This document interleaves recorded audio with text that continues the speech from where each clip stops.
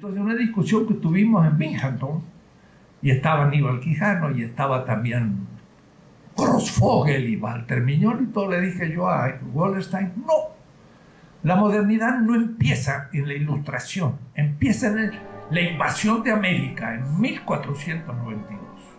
La modernidad empieza en la apertura al Atlántico.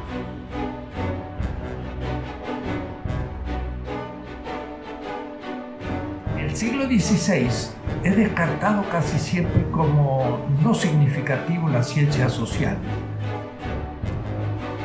Me acuerdo haber leído el libro de Leopoldo Sea que dice estamos fuera de la historia, como latinoamericanos, porque España fue borrada por la Ilustración en el siglo XVIII. En el siglo XVIII la Ilustración dijo el norte de Europa es Europa, el sur era. Cuando digo la Ilustración piensan ustedes en Kant, en Voltaire, en Montesquieu, en Rousseau, pero también en Marx.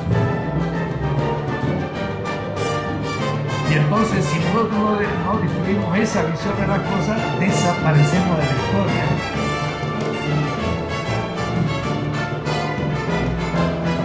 La primera modernidad es un capitalismo mercantil dinerario. Es un tiempo de acumulación de riqueza. Pero esa riqueza ya es capitalista, no es feudal.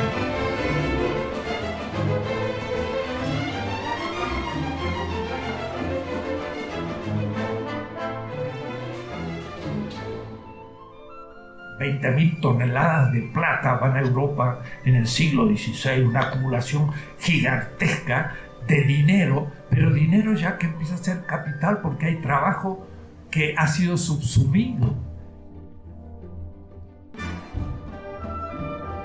Sergio Babú, profesor también aquí, exilado, muestra que la Edad Media terminó en 1492.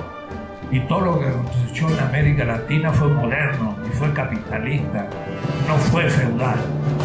Las haciendas, las vistas, los indios que eran encomendados no eran instituciones medievales, nunca habían existido en la Edad Media. Además existía una moneda mundial. Y si era mundial la moneda, ¿cómo va a haber feudos? ¿Y dónde salía la moneda mundial? De Zacatecas y de Potosí. Nosotros fuimos los que producimos la moneda mundial. Nunca fue esto de la media.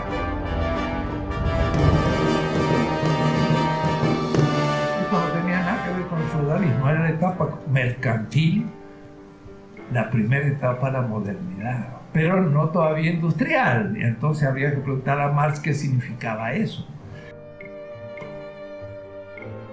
Se ha estudiado ya con bastante detenimiento cómo el indígena y el esclavo africano produjo excedentes que se convierten en plusvalor en Europa y se acumulan como capital. Quiere decir que el siglo XVI es ya una primera etapa del capitalismo, más es la etapa de gran acumulación dinerario de una institución nueva nunca pensada, que es el colonialismo, al cual Adam Smith, en El origen de la riqueza de las naciones, le dedica muy poco lugar. En el archivo de Sloterdijk, en Ámsterdam, donde están los originales de la obra de Marx, y después en el marxista-leninista en Berlín, en la DDR en 1980-82, yo discutía con Jung Nickel, que leía los textos inéditos y los publicaba en alemán. Y yo le digo, ¿has visto la diferencia entre fuerza de trabajo y trabajo vivo? Sí, pero ¿has visto cómo el trabajo vivo crea plusvalor? No lo habíamos visto. Y discutiendo así con un editor de Marx, pero de estos que leen los manuscritos y lo editan en alemán. Puede decir que la gente que más sabe de Marx en el mundo. Nos reunimos con el vicepresidente marxista-leninista de la época dura, de la época ortodoxa, de la Alemania comunista, los editores, 7, con la obra de Marx en alemán, y empezamos una discusión y los convencí de 2 o 3 cosas que nunca habían pensado. Entonces yo me dije, parece que en el seminario de la UNAM hemos llegado al fondo, sabemos más que lo que diga Marx.